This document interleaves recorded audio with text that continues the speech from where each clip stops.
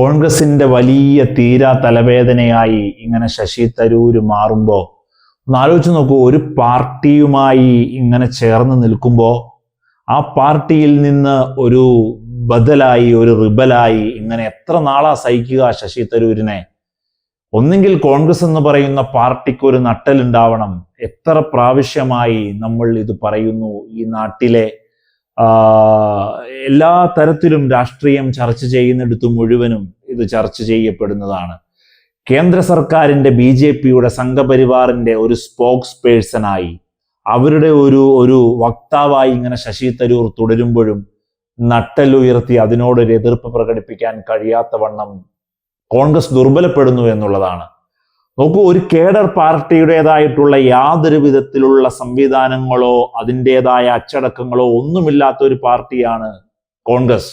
CPM-നെ ഒരു പരിധിവരെ BJPയെ പോലും ഒരു കേഡർ സംവിധാനമായി ഒന്ന് അടുത്തു വരാൻ പോലും കോൺഗ്രസിനാവുന്നില്ല എന്നുള്ളതാണ്.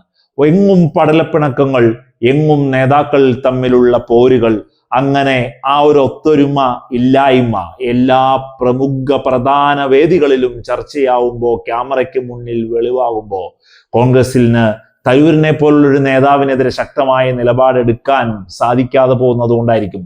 കേന്ദ്രത്തിൽ നിന്ന്, ഡൽഹിയിൽ നിന്ന് ഹൈക്കമാൻഡ് ഇങ്ങനെ കേരളത്തിലേക്ക് നോക്കുമ്പോൾ ഒരു 10 വർഷത്തെ തെരഞ്ഞെടുപ്പിന്റെ 10 വർഷത്തെ ഭരണത്തിന് അവസാനം കുറിച്ച് ഇനിയെങ്കിലും ഇടതുപക്ഷത്തെ താഴെ ഇറക്കാൻ നോക്കുമ്പോൾ തരൂരിനെ കൈവെക്കാൻ, തരൂരിനെതിരെ വാളോങ്ങാൻ അത്രമേൽ ശക്തമായ ഒരു പാർട്ടിയായി കോൺഗ്രസ് ഇനിയും വളർന്നിട്ടില്ല എന്ന് നമുക്ക് ഒരു സംശയഭേദമന്യേ പറയാനായിട്ട് സാധിക്കും.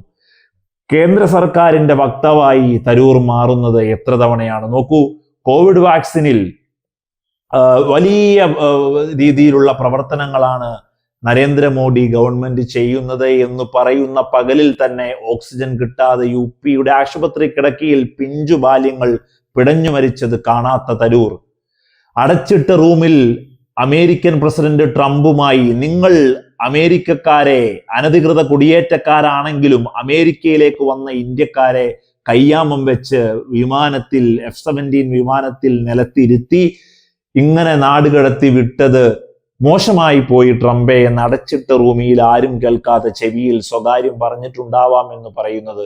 അതുപോലെ തന്നെ എല്ലാ കാര്യങ്ങളിലും മോദി അനുകൂല നിലപാടുകൾ വെക്കുമ്പോൾ ഇങ്ങനെ തോണ്ടാൻ പോകുന്ന പോലെ, ഞോണ്ടാൻ പോകുന്ന പോലെ, ചൊറിയാൻ പോകുന്ന പോലെ കോൺഗ്രസ് ഇങ്ങനെ പറഞ്ഞു വെക്കുമ്പോഴും തൊടാനോ ഒരു ശബ്ദത്തിൽ ഇങ്ങനെ പറയാനോ കോൺഗ്രസിനാവാത്തത് കോൺഗ്രസിന്റെ നേതൃദാരിദ്ര്യമാണ്.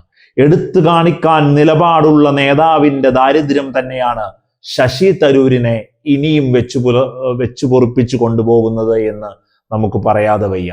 അപ്പോ തരൂർ കേന്ദ്ര സർക്കാരിന്റെ നിലപാട് വ്യക്തമാക്കുന്ന ഒരാളായി മാറുന്നു. അതുപോലെ തന്നെ ഒരു തരത്തിലും പാർട്ടിക്ക് ഞാൻ വിധേയപ്പെടേണ്ട കാര്യമില്ല, 100% ഞാൻ പാർട്ടിക്ക് അജയ്യനാണ്, പാർട്ടിയുടെ മേൽ അധികായനാണ് ഞാൻ, എന്നെ വെട്ടാൻ പാർട്ടിക്കാവില്ല എന്ന് പറഞ്ഞ് തരൂർ ഇങ്ങനെ മുമ്പോട്ട് പോവുക തന്നെ.